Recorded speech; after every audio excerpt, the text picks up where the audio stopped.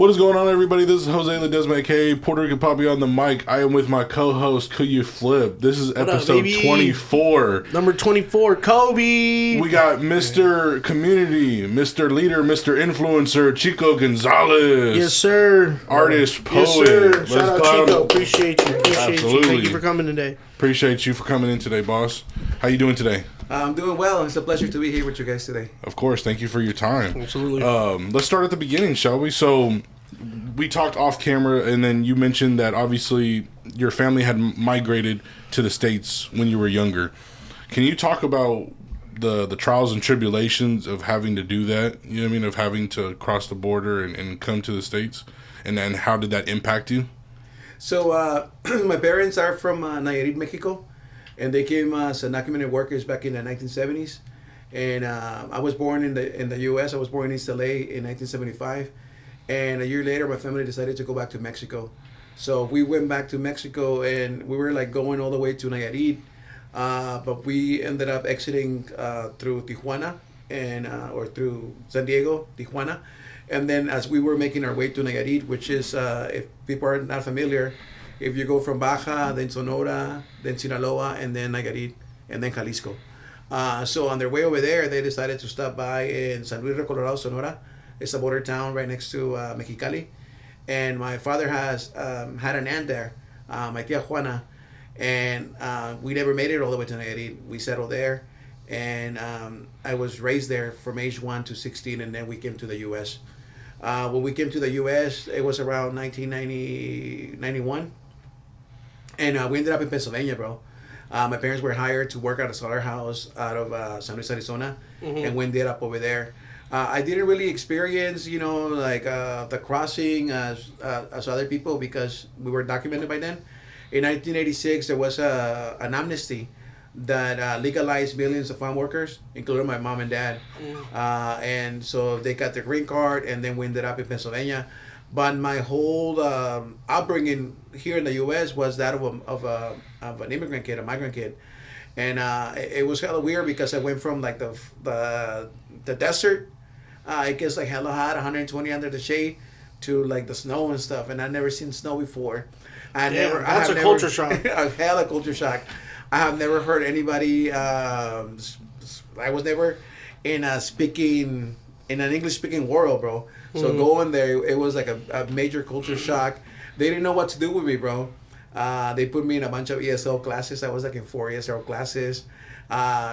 They put me in this class that it was graphic arts, and I fell in love with it. I fell in love with the arts through that class. They didn't meant to send me there so I can learn. They just wanted to get me out of the way. And so I ended up coming here and did my freshman year. Then we went back to Mexico, and we came back like a few years later, and at the end of my sophomore year. And I haven't lived in Mexico since. I stayed in Pennsylvania for till 97, and then I came to Sacramento. And I have been in Sacramento since 1997. This has been, I call Sac home because I have been here the longest of any other place. Like in Mexico, I was there for 15 years. In Pennsylvania, I was there for like 5 or 6 years. But here in Sac, I've been here for 27 years, bro. There you so go. I love Sac. I claim it as my home. My baby she was born here. My lady is from Broderick, California, from West Sac. Oh yeah, so this whole area, bro, is home to me. So I mean, you had also mentioned that you went to Penn State for college, and then you transferred to Sac State. What made you want to come to Sacramento? So around that time, I wanted to be a juvenile delinquent counselor. As a youth, I got into some problems and stuff because I was unsupervised. Like many kids, first generation kids, right? Yeah, do whatever you want. Yeah, my parents were working the second shift, so I went to school, and after school we got to run wild. We got into some issues and stuff like that, and then I ended up going to. I used to be a graffiti artist. I used to get up. I used to do Old English, very cholo style, right? And at one point, I was wanted, bro, for the facing government property. But I was already a first year college student. So I'm happy nobody turned me in. I don't know where my life would have been. Yeah. But they were offering a $1,000 reward and shit. But because of all those problems that I faced, right, as a kid, as a person of color, as a youth of color, I decided that I wanted to be a juvenile delinquent counselor. I wanted to like help steer other kids out of trouble, you know, and to find themselves and stuff like that. And around that time, Sacramento State had like the best criminal justice program. And then I transferred and I was in the program for a while. And at the end, I was like, I don't want to be part of the system. The students are not going to trust me. So I went into the arts, bro. And I go like through the arts, I can engage them. Painting murals, creating artwork, you know, like that represents themselves. Teaching, I also went into Spanish. I have a BA in Spanish and a BA in art. And I go like, this is how I can like steer them. Plus, around that time, I already had like a solid sense of self. Like I grew up in Mexico amongst Mexicans. Everything was like, boom, I'm Mexican. You know, oftentimes here in the U.S., a lot of our Chicano kids, they don't have a sense of self because they have like an inferiority complex almost, right? Because they have been told all their lives like, you know, you're like less than, treated as a second class citizen.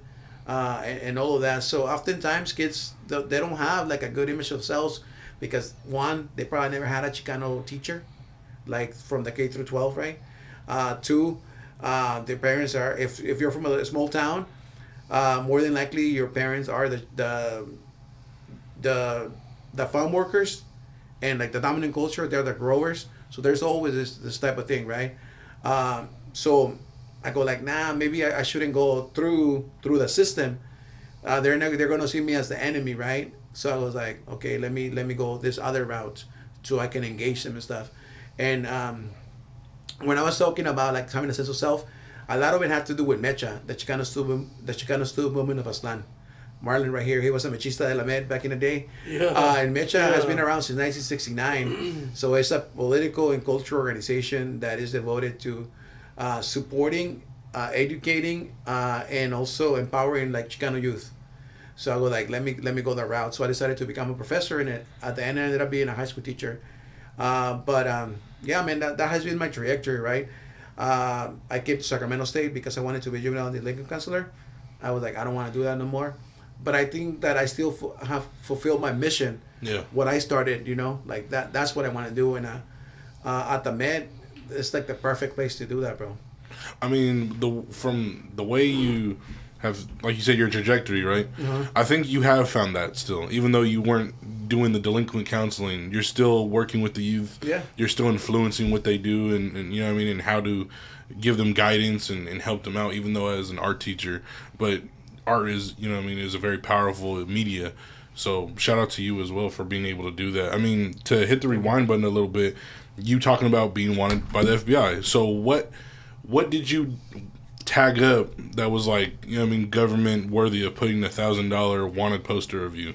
Yeah, no, so that was the city of Scranton, Pennsylvania, bro. Okay. Like I was saying, I was telling you earlier, so when I came to the U.S., right, they didn't know what to do with me, so they put me in a bunch of ESL classes. And in the ESL classes, I found my homies, I found my crew. Shout out to the ABB, the Asian Bad Boys of Scranton, Pennsylvania. I used to say I was the Aztec Bad Boy. But that was my crew, bro. They were like recent immigrants. And we were like in those classes together. At the beginning, you know, we were like soccer players and shit. And then we started getting messed with by like, you know, the white kids or like the black kids that wanted to test us and stuff like that. And we became like wannabes, right? Like a lot of Chicano youth, oftentimes, right? Like they give you a label, they give you stereotypes, and sometimes we reinforce those stereotypes, right? That we're like hard and like, you know, being a person of color, youth of color, like you have to be hard, and if somebody messes with you, you need to fight back. So I was in that mindset around that time. So I was the tagger for my crew. So in Scranton, I was tagging like Xico all over the place. I was tagging ABB all over the place in Old English. So it was like very like it was like different from what other kids were doing around that time. So when I went to Penn State, my homies were, hey bro, like they're looking for you. They're looking for Xico. There's a $1,000 reward for somebody to give him information on you. To be honest, I wasn't trying to tag like, you know, public buildings.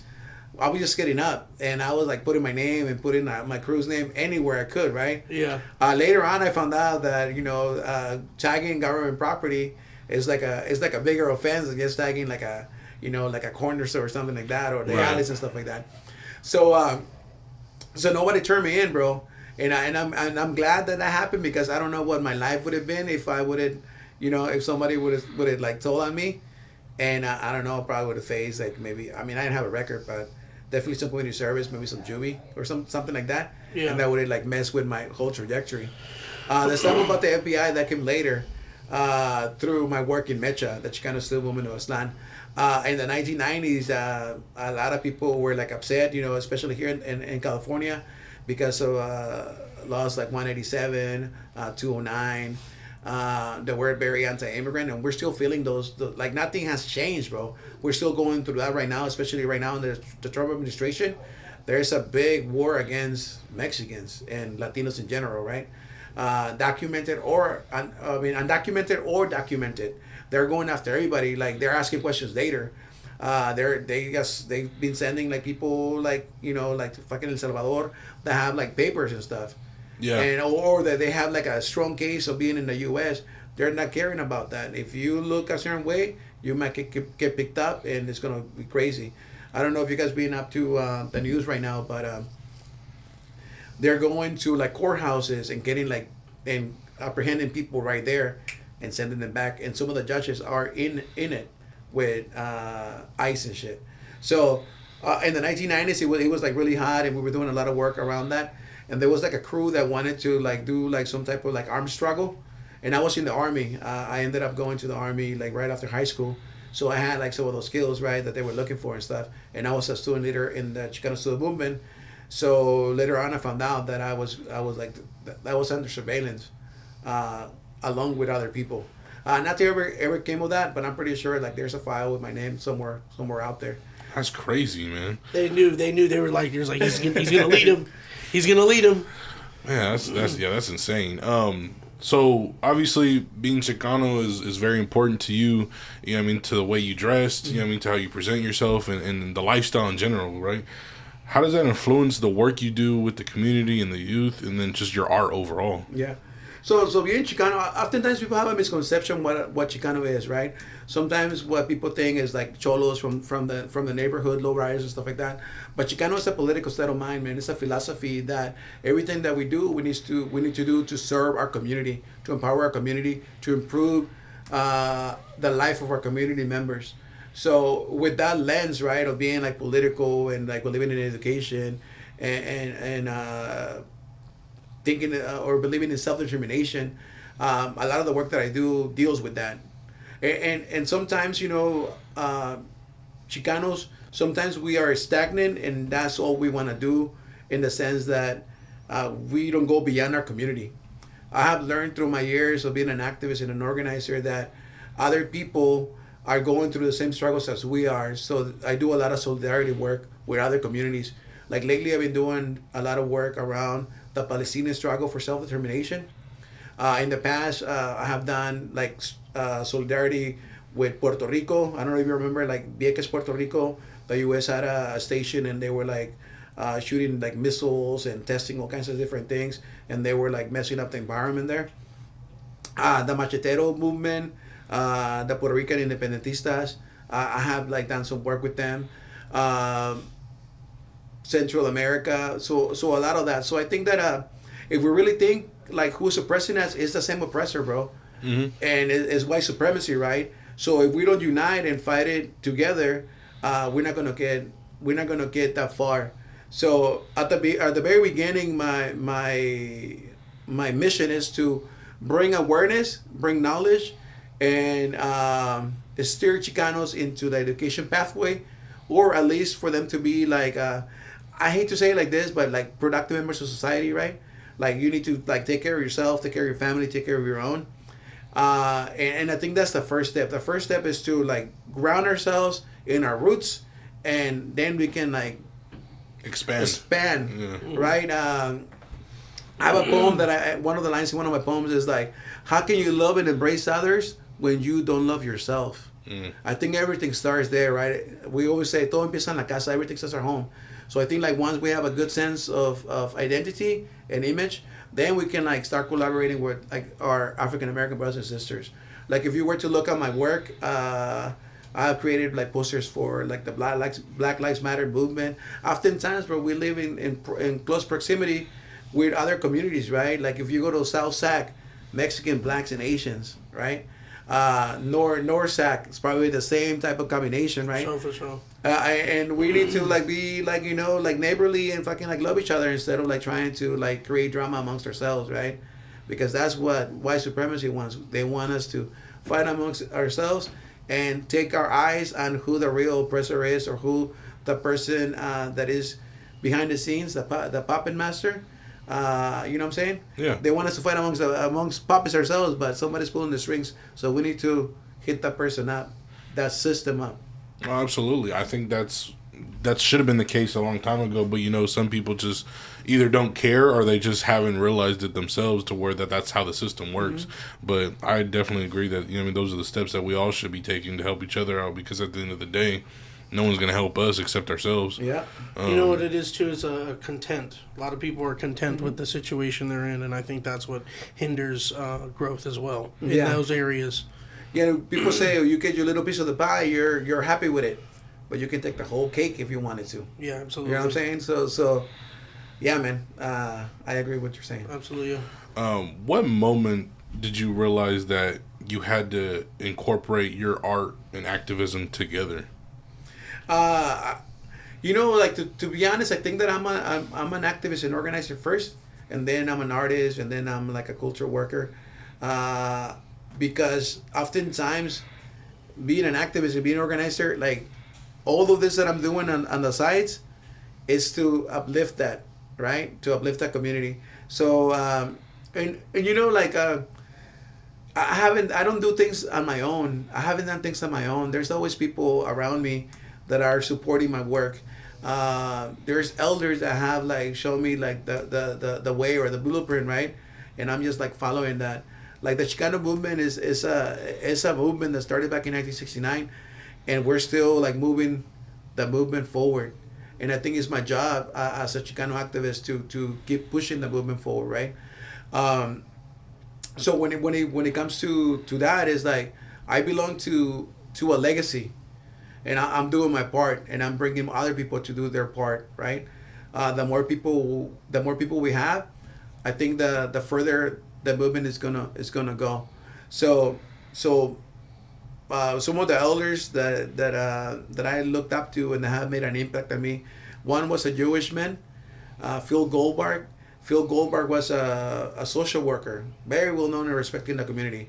He was a Jewish man, but we used to say, the homies in the hood used to say that Phil has the strength of 5 Chicanos. He was that down, bro. He was an elder by the time I met him, but he inspired like so many like black poets and so many like multicultural poets. Some of the people that are doing poetry readings right now, like in the city, a lot of them were inspired by him. He married 2 Chicanas from Chihuahua. Not at the same time. I was about to say, for sure. Shout out, bro. One passed away, and then he met the other one. But one of the stories about him is that he used to kick it at the Pantera Club right there on Franklin Boulevard, and he was a sharp dressing and a sharp dancer, and that's how he like met the ladies. Like he spoke to them in Spanish at the time. Phil was Felipe Vargas Lloro instead of Phil Goldberg. But when his sons were like teenagers, a lot of them were lowriders, and they used to cruise right here, Broadway, all the way to Miller Park. Yep. And they put an ordinance around that time is when they put the ordinance to like ban lowriding. Yeah. And Phil and they just opened it up again. Yeah, I was about to say, about just a year or 2 ago. Yep. Shout out to the lowrider commission, I think it's called now. But Phil Goldberg was one. He organized the parents to like defend all the lowrider kids from the cops. And the crazy part is, and I don't want to talk smack about the only Chicano major that we had in the city. But Joe Serna, I don't know if you guys remember, you guys were probably too little or not even born. But in the 90s, Joe Serna was the mayor of Sacramento. And Joe Serna, as what I've been told, is the one that pushed the lowrider ordinance. Oh, okay. And all I've that. worked with his son. When I was at Neighborhood Services. And I don't know if he was the one that pushed it or like somebody in the city, but he was the mayor around the time. And sadly enough, right, like oftentimes whoever's in charge, they're the ones that get the bad rep. Mm-hmm. But I'm glad that the city like recognized that lowriding is part of our culture, Mm-hmm. and that now they took all the signs down and stuff like that. And it's happening around like the U.S. Definitely California. I know San Jose like took down the ban on lowriding. L.A., San Diego, I think. They're trying to do like a statewide bill. I don't know if it passed. I haven't been following it. But Phil Goldberg was one of the first community members to try to defend the kids because they were being brutalized by the cops and all that. And like some of the homies that I know that are elders that have studied like youth and gun culture, like you have told me that when they used to do the lowriding, like everybody will meet at the boulevard and they will say, "What's up?" You know, like the Franklin boys and the Broderick boys and, you know, the Dorgate people, they will see each other on the boulevard and it was cool. They were like, "What's up?" You know. And after they banned it, they were confined to their neighborhoods. And that's when like a lot of the gang warfare started happening in the 1990s here in Sacramento, because they no longer saw each other like on the streets. And if you look at flyers from the Washington Neighborhood Center, oftentimes a lot of the lowriding clubs, they used to do events together, and everybody will come and they will raise funds for like different causes. And after the ban, like things got bad. Mm. So I think like it's cool that they finally brought it down, but man, that's like what, 30 years after. Yeah, shit, you know? yeah. I mean, it's something like that just doesn't even make sense because lowrider culture is part of California culture. Yeah. Like there is no one without the other.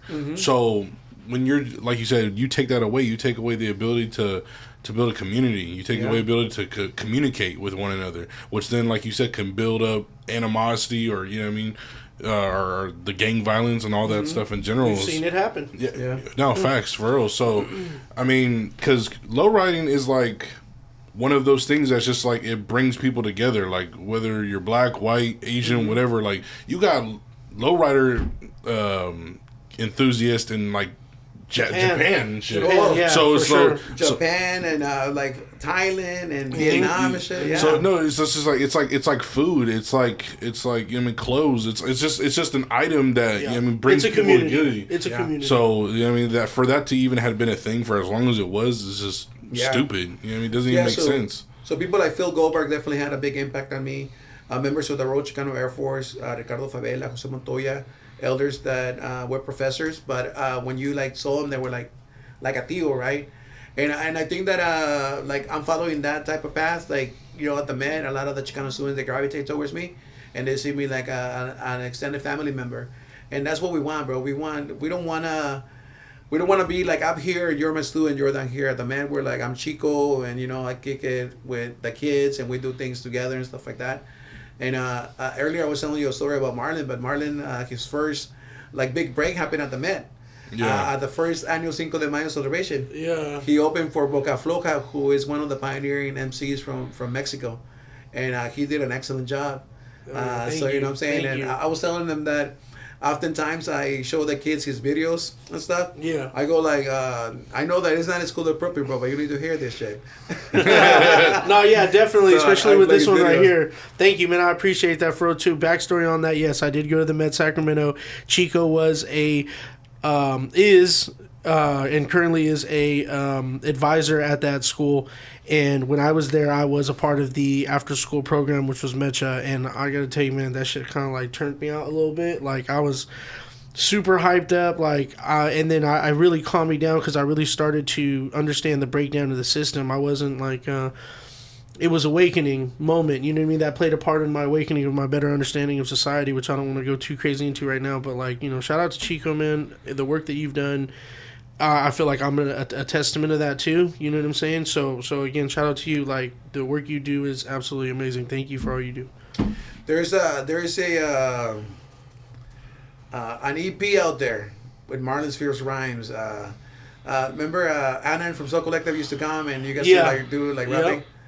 I would like to get a hold of that. I don't know where it is, but remember that? Yeah. I think it's still on SoundCloud. Oh yeah. Yeah, I have it. I remember because Stacy used to rap. Yeah. Who else? Deja used to rap. She was doing the hooks. Yeah, she was. And then who else was?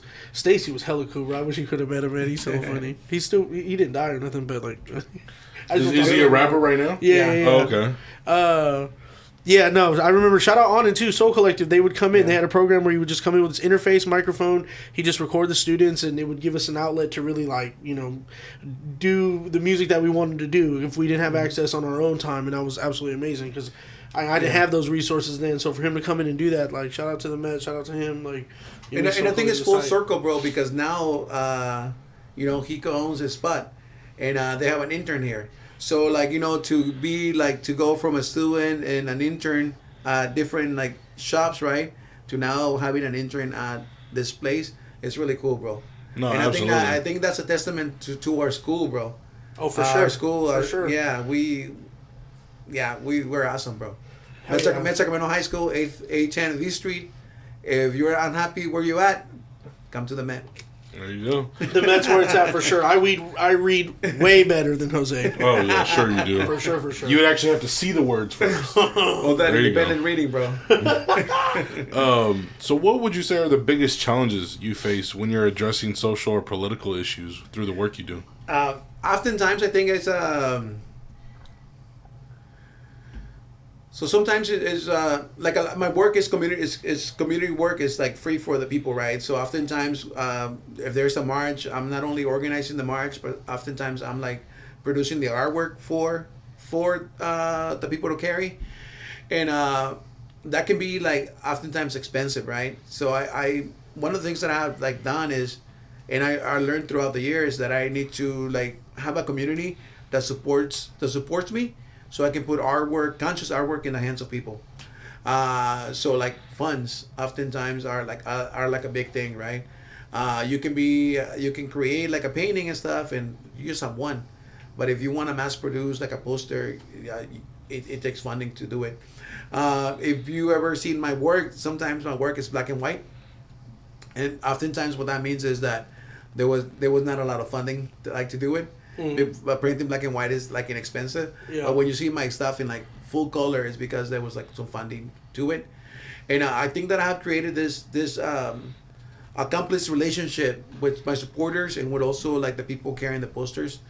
The most recent one that I did, it happened last week.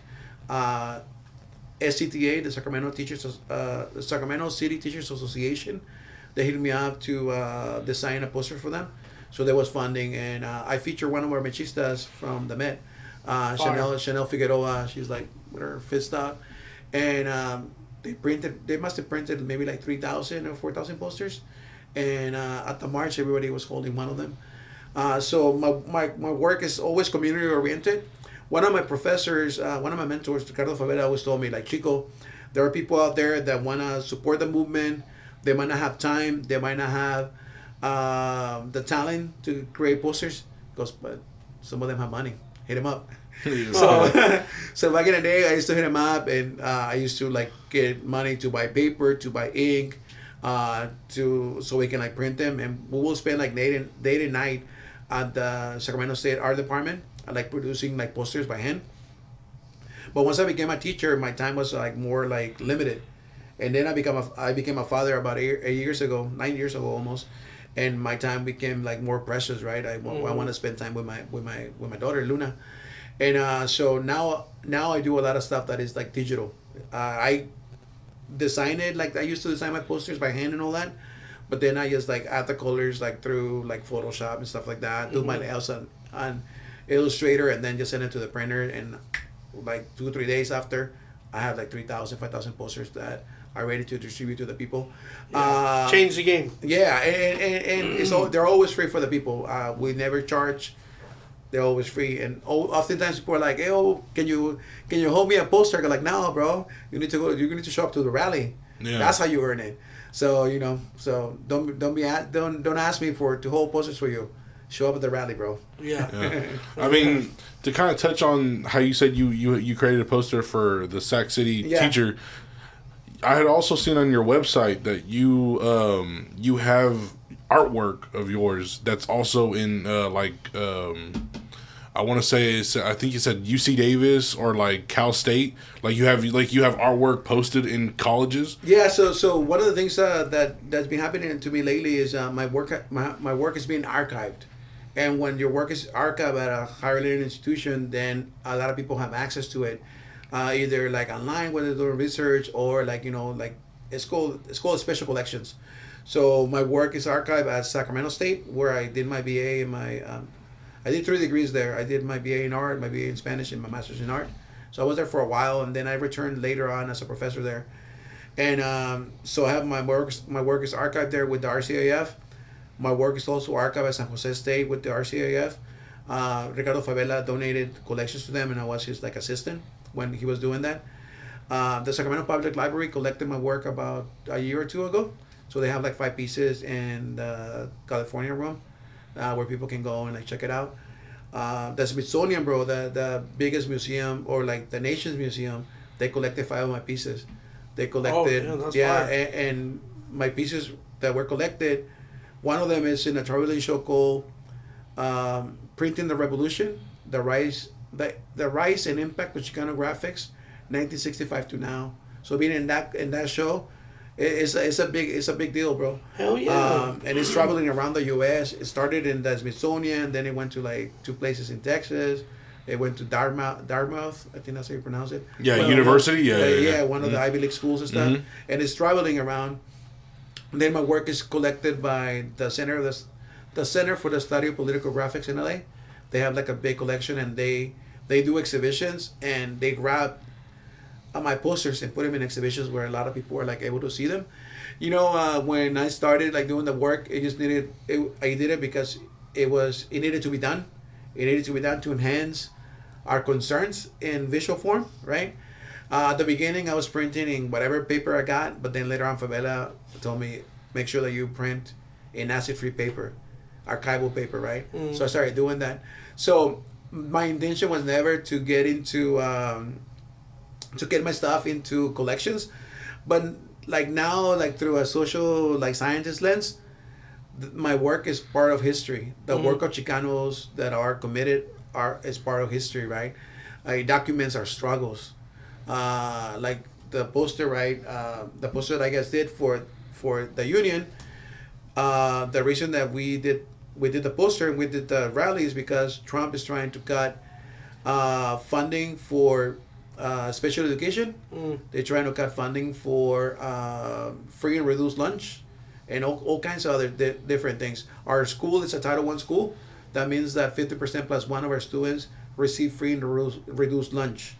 So if that's taken away, sometimes some of these kids, that's the only 2 meals they can get, like a cereal, whatever they have for breakfast, and their lunch. And there's food insecurity, so they don't know if they're going to have a dinner, right? So like imagine that, bro, if they were to take those 2 meals that are for sure meals that you can have out of the way. It's crazy, and people like it's a lot to think about as a kid. Yeah. I mean that's just terrible. Even if you say that the food is like nasty, that's the only food you have. Yeah. I mean, shit. I can speak for a kid that ate free meals. At school. So it's just like to have that taken away potentially for a lot of kids. That's gonna be fucking terrible. You know what I mean? Because like you said, you never know anyone's home situation. Yeah. People's home situation, they might not have a lot of groceries in the house. Yeah. So to really depend on cereal or whatever breakfast bar or cereal. Mm-hmm. Breakfast foods and then a hamburger for lunch or whatever. Yeah. That goes a long way.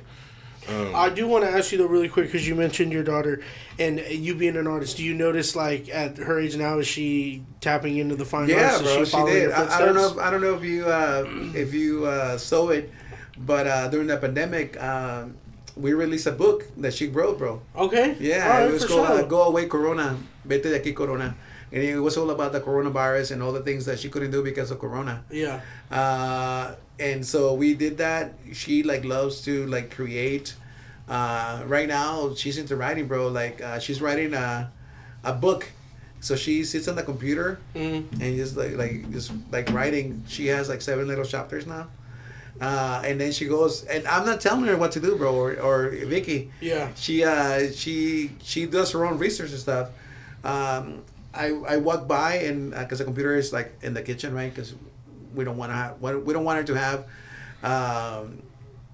electronics in her room and shit. Yeah, you never know what you can still happen, need to right? be over the access of it, absolutely. So I was like, what the heck? There was a bunch of like girls, and most of them were Caucasian, on the screen. I go like, what are you doing, Lolita? And then I noticed that she tapped 3 girls. She goes, I'm trying to find 3 girls, so I can describe them for my book. So she was doing legwork, bro. Oh, damn. So she loves to do art, and I think a lot of that is because during the pandemic, that's what we were doing. That's how we kept her busy. Mm-hmm. We will buy coloring pages, or we will make coloring pages, and in our whole kitchen and our comedor, our like dining area, we put like drawings all over, like paintings and like coloring pages and stuff. And I think that, she's lucky that, that I'm into the arts, and I won't mind spending some good money on like, like color pencils or. It's like different when markers you and have stuff a like kid. that, You know what I'm saying? Like she's you get like the best. She don't know Crayola, bro. Like she like uses like the nice shit. Oh, so shit. When we get to use like the regular stuff, Yeah. she's like, I don't really like it. So. Part of me is like, hopefully I'm not creating like a little like uppity kid. Yeah. But the other thing is like, I want to keep her everything that we didn't have. Absolutely. So it's cool. Yeah, he still can't use Sharpies without helmets. So that's amazing. You know what I mean? You eat the banana whole. You don't peel at no all. peel. Yeah, Sticker and all. Yeah, just everything. Disgusting. To talk about your art a little bit more. So, your art being in all those places and being in the museum and everything, how does that make you feel? Well, like, how does that like internally make you feel, knowing that your art's being examined by so many different people, from all over California, like, from the humble beginnings to that point? Yeah, exactly. It makes me feel proud, bro. Like, to be honest, like, when the Smithsonian first collected my work, I was in awe. I was like remembering, like, this little kid from Mexico and shit that.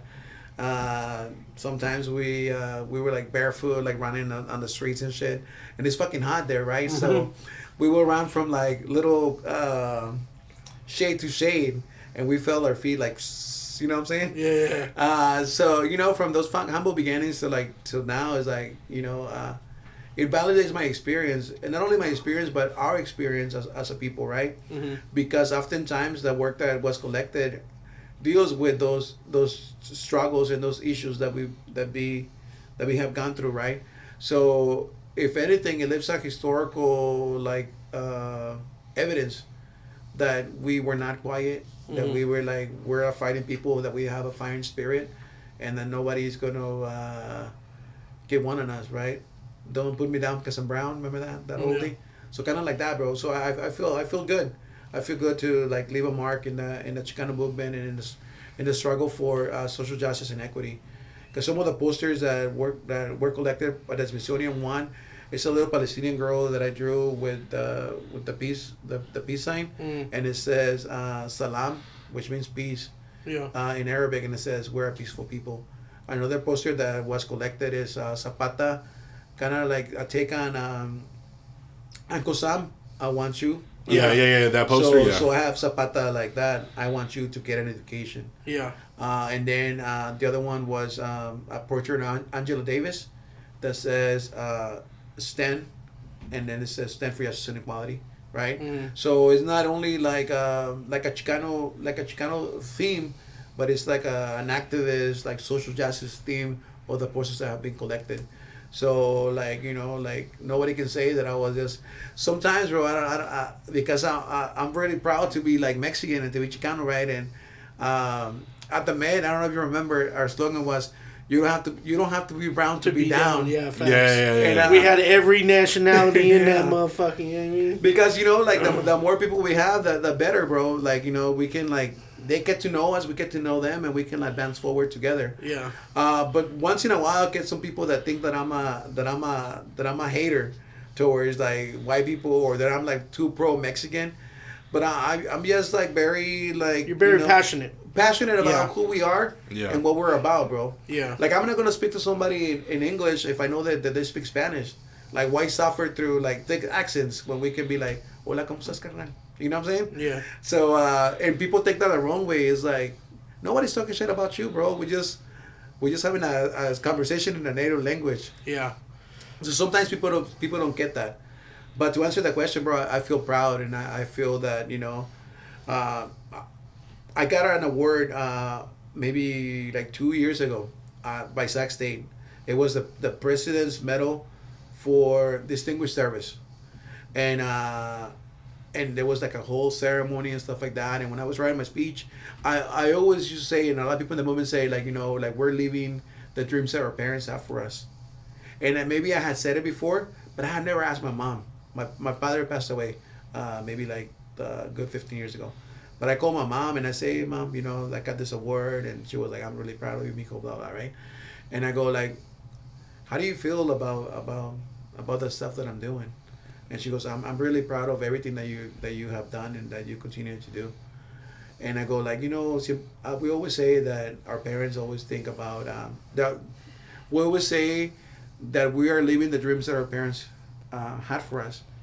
How do you feel about that phrase? He goes, "Yeah, you're living the dream that I had for you, and even more than what I dreamt." So that right there, you know, like it made it much powerful. It made it like, this is not just for me, bro. This is for all of us, right? When I think about my parents, my mom only went to third grade. She only has a third grade education. My dad has a sixth grade education. But they value education so much that they were always like trying to push me forward, right? They will always like be like, "I cannot help you with money because we don't have any, but you know, like keep going." So they helped me not with money but with inspiration to keep on moving forward. Mm-hmm. So yeah, man. Shout out to my mom, Juanita Duran, for, you know, like just being there for us. She didn't have any money, but in Mexico, I don't know if you've ever been to like a straight up like Mexican household, right? Like first generation. You probably have, or probably that was your thing. But sometimes they don't have any money, bro. But they offer whatever they have with fucking gusto, con el corazón. You know, they'll like give you like tacos or whatever it is, bro. They might not have enough for them, but they always fucking like try to like give you the best they have, because I think like we're family, you know. Absolutely, yeah. So very I feel, hospitable. Yeah. So I feel like really good about like my work being collected. I never meant for that to happen. It happened, and I'm glad for it. But I always think like I just needed to do the work that I needed to do, and if it gets collected and if it goes somewhere, fine. If it doesn't, at least I made an impact. Absolutely. On the struggle, you know? I think one thing too that when saying that, not only, and this is more for like a, you know, you're proud of yourself and you spoke about how like, you know, when you had those conversations with your mom, but like you got to think about it too, you know, and something that was told to me that I say a lot is like there's a lot of game in the grave, meaning that basically like there's a lot of stuff that you're not going to be told because a lot of those people have passed on. You're leaving behind a legacy by that, and that's a cool thing too for your daughter to look at, you know, because obviously, you know, we want to go before our kids, and at some point she may ask something about you that you may not be around at that time. You have a digital footprint. You're in the Smithsonian, which is, again, that's an accomplishment in its own. I was about to say, yes. Absolutely. First, how they do that? They just letter you? Do they just send you mail? The curator came to my house, bro. The curator from, she was the main curator for the Smithsonian, and they were collecting Chicano art, and they were like buying the work. Oftentimes they want you to like let them use it. No, they had like a budget, and they went around the whole nation, and I'm representing SAC, bro, like proudly, you know. Good shit, hell yeah. It was me from SAC and like some of the elders that I studied with. Okay. So it was pretty cool, bro. It was like multi-generational. Yep. In 1965 to now, so it's like, it's that legacy that I'm talking about, right? It's like we're not here for ourselves and by ourselves, man. We carry our people on our shoulders. Yeah. And sometimes, you know, like we're standing on other people's shoulders too. So I just hope that one day, you know, somebody was like, I'm stepping on Xico Gonzalez's shoulders, you know, and I think that would be like full circle. But yeah, man, my wife is the one that thinks more like that, because you know, like I'm on the grind, I'm doing the work that needs to be done, right? Yeah. But she goes like, I always knew that your work was gonna like matter and being history books and stuff like that. Yes. So I have a whole collection for my daughter. So Okay, there you whenever go. I'm gone, bro, like even my stuff is here and there. Yeah. She's gonna have like my full your personal? my full archives, bro. Okay, fire. There you go. And I'm a record collector, so she's also gonna get all my vinyl record collection Yeah, heck yeah. and my Chicano art collection. I started collecting Chicano art that is in books and stuff. And if you go to my house, it's like a fucking like gallery and shit. But Yeah. but I want my daughter to grow around the movimiento, right? Mm-hmm. And I'm letting it be, because one of the things that I learned too is that the children of activists and organizers oftentimes they don't want nothing to do with the movement, because oftentimes they were not there for their kids, right? Because they were like So busy, fighting a good fight. Yeah. And it's like it can be like a double-edged sword, right? Yes. So I try to be there for my daughter. I try to like, if I'm doing things, I'm trying like bring her with me, or Yeah. like, or work around it. That way, I don't know. I don't want her to say, like, oh, my dad was not around when I was growing up. Yeah, he was always elsewhere. Yeah, but I think that's a good way to people's children. Exactly. That's a good way to combat that though, Yeah. is just by bringing her with you. That's Yeah. what I'm trying to learn now as a father. But you know what I mean. There's a fine line. We'll find it. Yeah. I'm still there. It's the balancing act. Yeah. Yeah. Balancing is tough For sure. So to talk about more you as an educator, Yeah. you talk about how you try to find like middle ground with this new generation.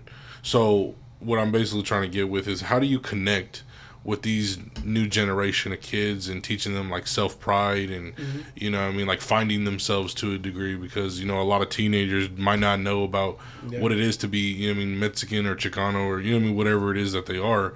How do you find that connectivity with them, to help them learn and to help them grow? I'm just myself, bro. I'm not trying to be anyone else. I'm not trying to be like all uppity and be like, I'm just Xico.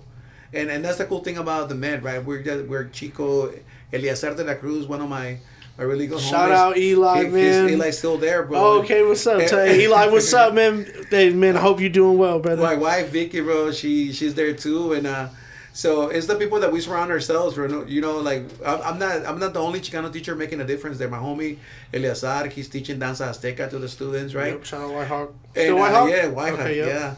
yeah. Getting chills. But yeah, man, he's the homie. I know Eli since like 1998, and we work at the same spot, and we have the same philosophy. Where's So he it's from? like- Isn't he from Watsonville? He's from Watsonville. Okay, yep.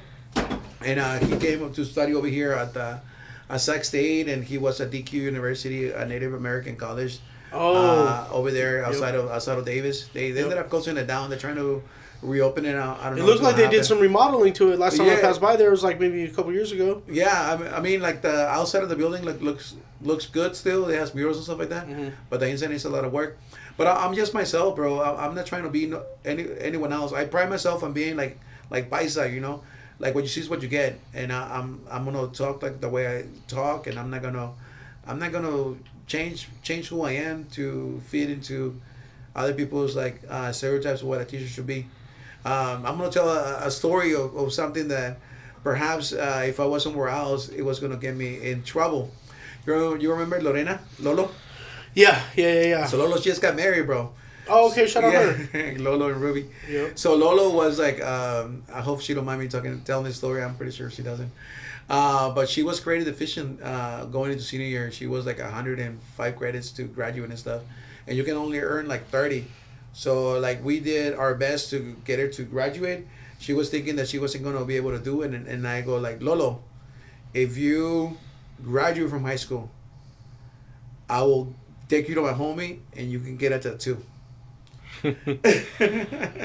And like she graduated, bro, and I took her to my homie Sergio Chavez over there at Consafos tattoo parlor in Woodland, and he got her first tattoo on her calf. Right now, you see her; she's all tatted up, like everywhere. Yeah. I don't know if I started her on that route, but you were mentioning Malcolm X earlier. Is like by any means necessary, bro. Yeah. So she was able to do it. So we can be like non-traditional in the way we teach, but we always want the best for them, right? And we want our students to either go to college or to have a post-graduation plan, right? And a lot of our students, they're doing what they love. Like Lolo, her whole like plan was to go to Portland and become a barista. Yeah. And she went to Portland and became a barista. Then all of a sudden I see her on Instagram because I keep in contact with the kids through Instagram. They're no longer kids. Lolo's 30. You are like I'm not 28. 29, Yeah, 28. yeah, I'm about to be 30. You know what I'm saying? But we still like see him as part of our family, bro. And that's the beauty of the Met. So then she was a barista in Philadelphia, New York. She ended up going to Brazil. So they're going everywhere, bro. And these are barrio kids. Like Lolo grew up in Meadowview in Detroit. That's how she started her autobiography. Her students have to write an autobiography. And she goes, I grew up in Meadowview in Detroit. Yeah. And my wife was like, that's all she needed to say. I don't know if you're familiar with that area. Meadowview, Right by the Detroit. Meadowview Light Rail Station? Oh, yeah. So, Hood. yeah, Xico Barrio. Yeah. And, but I'm just myself. I'm not going to change who I am. And I hope that, the kids see me like as a tío, like I used to see my professors as like tíos, extended family members. And it's really cool. It's really cool to see that. It's really cool to see their when they start with us freshman year and then when they graduate. And a lot of students, they have to write a vow speech. Every student is a valedictorian at our school, so they have to like do a vow speech in front of their peers and like their parents and stuff like that. And it's really cool when the students like recognize you in their own journey, right? Like, oh, shout out to Xico for like, giving me a sense of self. And I never thought of myself as like, a straight Mexican, but through Mecha I was able to see that I am that, and I'm really proud of being that. And I think that's what I want, right? And I know like I talk a lot about Chicano because I'm a Chicano, but I want that for everybody, bro. If you're like black, I want you to be black and proud, of your roots and your heritage and your trajectory. So it's not like I'm just all about the Mexican kids. I'm about all the kids trying to find themselves and like like have like something like going for them. Like Marlon right here, bro. Like Marlon has been into hip hop and rapping and doing all this since he was in high school, and he's still doing it, bro. And I think that's a testament of the work that we do at the Met. Like we always tell them, like pursue your passions. If you're passionate about something, like follow it and keep going. And like you have your podcast, you're still doing your hip hop, you're going in the spot. So shout out to you, bro. You're making it happen. Thank you, man. I appreciate that. What tangible changes have you felt like you personally have made through all the work you've done, through activism, through community work, through your artwork? Like how do you feel like the tangible changes have been made? To talk about like sharing struggles. So maybe about 2 years ago, the UFW, they did a pilgrimage from Delano, California to Sacramento. And then they did that pilgrimage back in 1965. And they were asking for the governor's signature. So the farm workers had the right to elect their own union, which is a right that was given to them and all of a sudden it was taken away. And I created a poster for when the pilgrims showed up to Sacramento. I'm calling it pilgrims because it's a peregrinación. A peregrino is like a pilgrim, right? Yeah. So I made a poster for them and I supported them. When they got to Sacramento, like the governor did not sign the bill. So they decided to stage not a sit-in because they stay there like for like 30 days, bro. And every day I will go, I'll bring them food to the people that were there from the very beginning of the march. It took them like 24 days to get there and then 31 days here. We fundraised for them. And everybody got like, we were able to like, I printed shirts. We sold them for $20 and then all the money went to them. So we had a really nice dinner for them there at the Capitol. One of the homies, he's a chef in Sacramento. His name is Juan Manuel. I think he left Sacramento, but he had his own like business here. And he was like talking smack about, the farm to fork that happens right there at the on I-5. Yeah. Fuck that. The bridge, right? So he was talking hella shit, like, oh, these people are coming over here. None of them are like, I didn't see any farm workers, right? And to celebrate farm to fork, you're not celebrating the farm workers. And he was like talking hella mess, blah blah blah. I go like, you want to do something about it? You want to like feed some farm workers? He goes, yeah. I go, I have some farm workers that you can feed. And he showed up and he made like fajitas and all kinds of stuff, and he donated all that. Oh, so like, you know, like having the farm workers feel like loved and recognized, being able to put some money towards their bills and stuff like that. And then on the 31st day, the government came and signed the bill into law. So that was something like, that was a win that we had, right? About a year after that, the SCTA and SEIU, the teachers union and the employees union, like, you know, like the people that work in the kitchens or like doing the cleaning and all that custodial work. Yeah. We went on strike. We went on strike for like 6 days, 5 days or something like that. Damn. And I made the poster for that. And at the end, Sac City Unified School District was trying to take away like some of our, like they wanted to reduce our pay. They wanted us to like go with a cheaper type of insurance and all kinds of like different things. They were trying to mess with us. Well, at the end, we ended up winning. And not only that, we got like hella raises, like 2% and then 3% and then like 1%. So everybody ended up making like, you know, we won in the sense that they didn't take away anything from us. And then on top of that, we gained things. Yeah. So back in 2022, right? Yeah. Yeah, I was there. I worked for Sac City when that happened. Oh, okay, so we were out there. I literally got hired like literally in January of 22, and then the strike happened like 2 weeks later. Yeah. So I was hella pissed because I was like, I just started and now I'm already out of work, but it was very short. It only lasted like 3-4 days. Well, you probably make some more money after that. Oh yeah, no, most definitely, definitely enjoyed that $5,000 check they sent out to everybody. Yeah, that was a nice check. So those are like tangible things that happen. Oftentimes when I organize, especially around Palestine, I was able to like, we make T-shirts and we raise about like let's say $2,000. We send 1,000 to Mecca, the Middle Eastern Children's Alliance, and then we send some money to somewhere else. So you know, like those little things is like I take all of that as a win. If people are down to support. And I'm down to create work, and in exchange, you know, together we send money towards a good cause. Like, it's good, right? Yeah. But and I don't want to take credit for this, but sometimes providing when I was teaching at the university, like providing a safe space for students, I think like in the long run. So in my classes, I used to have community projects where I took my students out of the university to create real change in the communities. Kind of like all the LTI projects and independent projects and all that. I got a lot of my pedagogy from the Med because Vicky was working there when I was first starting as a professor. So it served as it was like twofold. One, the students are being empowered by empowering others, right? And two, the students were creating connection with their peers. So it created like a retention mechanism, right? So I don't want to claim it, but I have like some sort of influence on that, on creating like these groups that some of them ended up being like really good friends. Some of them ended up falling in love with my classes, bro. And like years later, after college, they got married and like they're doing like really cool. So it's really cool to see that impact, right?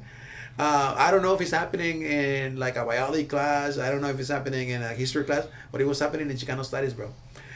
Where I had like something to do with it. So in Davis, I don't know if you've ever been to Davis. Davis is hella white. Like, you know, like outside of the university or stuff like that. It's snowing. You're right. So all my kids that were coming from LA or were coming from like East Oakland, when they got there, they were like, when I was in high school as the only Mexican, bro, they felt like out of place, big culture shock.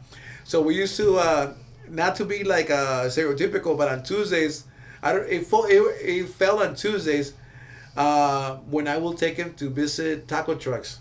So in that sense, it was Taco Tuesday, right? Now thinking about it, but I used to bring him to Maya's taco truck in West Sac. We will caravan together, and we will like eat there, you know, outside in our cars, you know, like kind of like Mexican. Or we'll go to Woodland, and in Woodland, right as you're gonna take the 5, there was a taco truck. I forgot the name of it, El Taco de Oro or something like that. I forgot, but the tacos were hella bomb. So we used to drive to Woodland in a little caravan too. Not all the kids had cars, but the one that had cars, they will pack them with students. And then I used to organize. I used to call it the Sacra Chicano tour. So I will take them to the Folsom Flea Market, bro. And they will get stuff. Like one day, one time a kid ended up like living with like one of those the cobertores, the tiger blankets. Yeah. So and then they will get all kinds of stuff. I will take him to see the murals at Southside Park, the murals underneath the bridge going from the Macy's building. Rest in peace, right? He's no longer there. To Old Sac, there's some like beautiful murals that line the tunnel. Yeah, the tunnel. Yeah. And then we will go on Franklin Boulevard, and I will show them the tours. Estapa Disco Azteca, Estapa La Esperanza, and stuff like that. And I think all of that created like a really nice community. And those kids, a lot of them ended up graduating because they had somebody that they had met in my classes, and that was like impactful, Yeah. And so I seen it, bro. I my students, my last class, like maybe like a little more than half ended up going to college, the 4-year university. The ones that didn't, they're working. So like at the Met, I think I seen the impact like even more, not only with my own advisors but with Mecha. Like we have a Raza graduation where we bring all the parents, we have food, and the kids get to take their parents in their native language or whatever that is, right? The parents get to say something like really nice to their kids. So all of that is super impactful. Our next Raza graduation is going to be next Friday. So the impact at the Met, I feel that I'm making more of an impact there than when I was teaching in college. Because when I was teaching in college, I was like teaching like 2-3 classes, and they will follow me for those 3 classes. But that's 3 quarters. That's a whole year, right? Yeah. Here at the Met, it's like 4 years. It's a 4-year commitment, so freshman year to senior year. And then like working with the students, that's also impactful. Well, Were you in my Mexican algebra class, bro? No. I think by the time you had got there, I was already in algebra 2. Yeah. So, no, I remember I had Spanish with you. Okay. I had Spanish with you because I had to take those my last 2 years. You came my junior year. And then after that, I think and then other than that, it was Mecha with you, and then all the other after school programs and stuff too. He would be there for the rap battles at lunch too. Yeah. So something that happened with these guys, they used to hang around like right in the middle of the hallway. They will take all the hallway.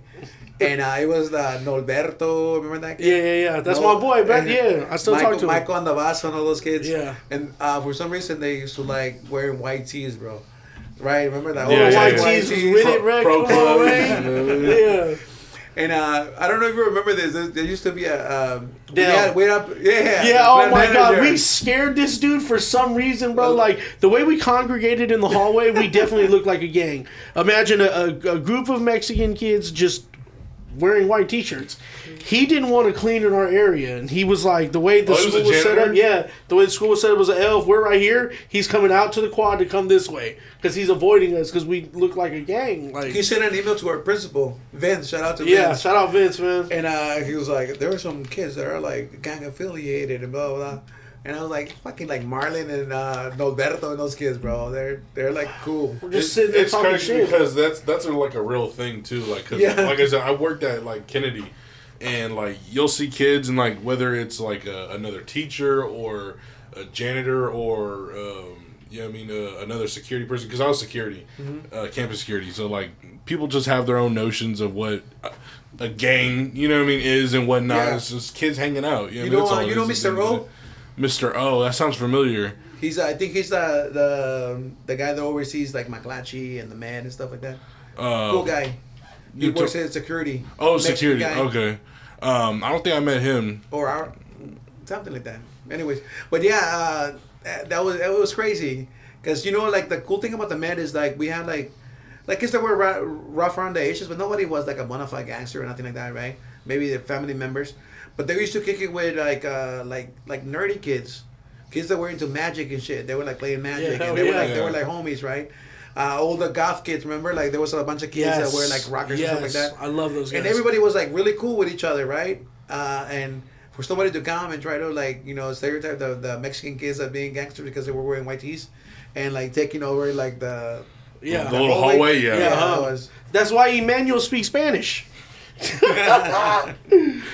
Oh man, well, I want one last thing, and then we'll kind of give you time to promote any events and things you have coming up. But who are your top 5 activists?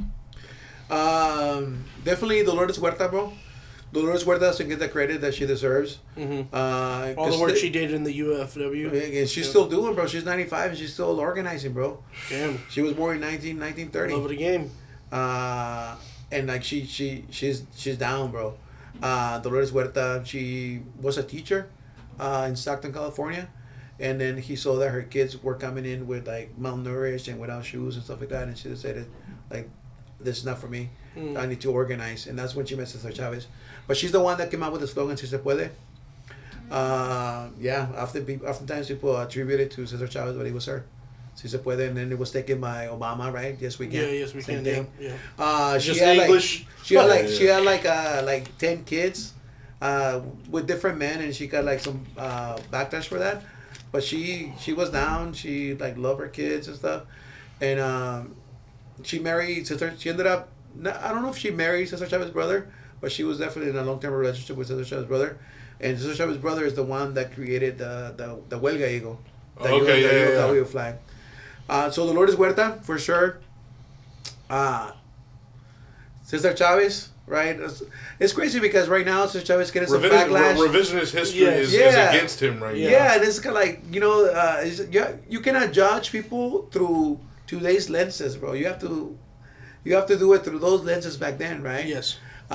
People can talk shit and or whatever, like he was anti-immigrant and this and that, but I can understand where he was coming from because he was trying to unionize the workers, right? And if the bosses were bringing undocumented workers to go against the strike, I'll be mad too. I don't know if I will make those type of comments, but I'll be upset too, right? Not at the Mexican workers, but at the white growers. Yeah, that are purposely. Yeah. Right? Because we're trying to start something here. So you have to see it through that lens. Plus, the UFW, Cesar Chavez, he had a lot of influence when the last amnesty happened in 1986. When my parents were fixed, it was agricultural workers the ones that were fixed, and the UFW was behind all that. So how come nobody's mentioning that? How come nobody's mentioning that Cesar Chavez and the United Farm Workers had a lot to do with the last amnesty that happened? It happened in 1986, almost 40 years ago. Under Reagan, bro, under a Republican. Yeah. Right? Hey, isn't Reagan from like Dixon too? Yeah, something like that. Shout out to the land. So you know what I'm saying? Like, so you cannot judge him through this. I was joking around not too long ago when we were talking about it. It's like, if you out Chicano Cesar Chavez, you can talk all the shit you want on him. But before that, be quiet. Yeah. You know what I'm saying? Yeah. So if somebody has a problem with that, you know where I'm at. No, okay. Still standing on that. I love like Malcolm X. Yeah. Malcolm X is he was down for his people. I like the quotes that he said. By any means necessary. We have to have that type of mindset, right? If we want to make changes, we have to make those changes by any means. Sometimes, like a lot is not talked about him, like especially in the K-12 system. Everybody was trying to give you, like Martin Luther King, and being a pacifist. But Martin Luther King changed his ways by the time he got assassinated. He was seeing like there's nothing's gonna happen if we continue this way in a non-violent way, right? So I like Malcolm X, like to be like beyond the U.S. Che Guevara. I love Che Guevara and what he stood for. I know that some. I remember you had a lot of his artwork up in your class. Yeah. So I know that artwork depicting him. Some white Cubans will disagree with that, but Che was down, bro. He didn't have to go to Cuba and like fight in a guerrilla there. The homeboy was Argentinian. He was a doctor, and he ended up. It came to a point where he either shows his rifle or his medical pouch. He decided to use the rifle, and like he brought changes to Cuba. Like the way he thought, it was tight. I think Fidel was able to overthrow Batista because of Che. I love Emiliano Zapata from Mexico, Mexican revolutionary. He was a general, by the people, for the people. Zapata wrote El Plan de Ayala, this like plan that outlined that The land belongs to those who work it. That's one of the lines, right? And I think like universally that's like tight. And to take it to your homeland, bro, Filiberto Ojeda Rios, he was the leader of the Macheteros, the independent movement. The CIA killed him. I don't know. I'm getting chills. I don't know how deep you're into like Puerto Rican music, but Residente, Calle 13, you know who they are. No. He's one of the best MCs. He has gone to battles and won so many like Grammys and shit. He wrote a song for him, for Filiberto Ojeda Rios when the CIA and the Puerto Rican pigs like killed him. I want you to check that song out, bro. Yeah, no, most definitely. So like the Macheteros and the independent movement, bro. Like, there's no reason on why Puerto Rico should be a colony right now of the U.S. They need to be free. They need to be speaking their language and like leading their people on their own. So I hope that one day we see Puerto Rico libre. So I think that's 5, right? There's way more people. Yeah, way more. But we just do top 5s because it just makes it easier for people. Yeah.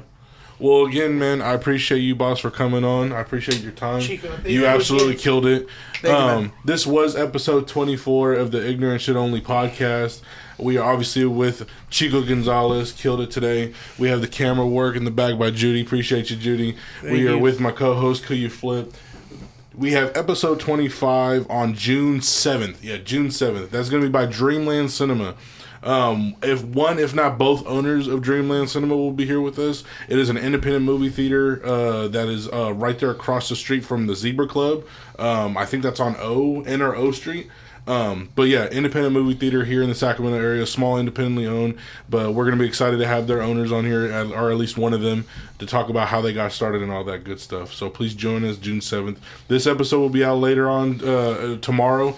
So today's the 24th? Yeah, the 24th. Yeah. So it'll be out sometime tomorrow on the 25th. Please pay attention. Please shout us out when you get that on YouTube, and let us know what your thoughts. I hope you guys have a great Saturday. Yeah, ask for the merch. You know what I'm saying? Website coming soon.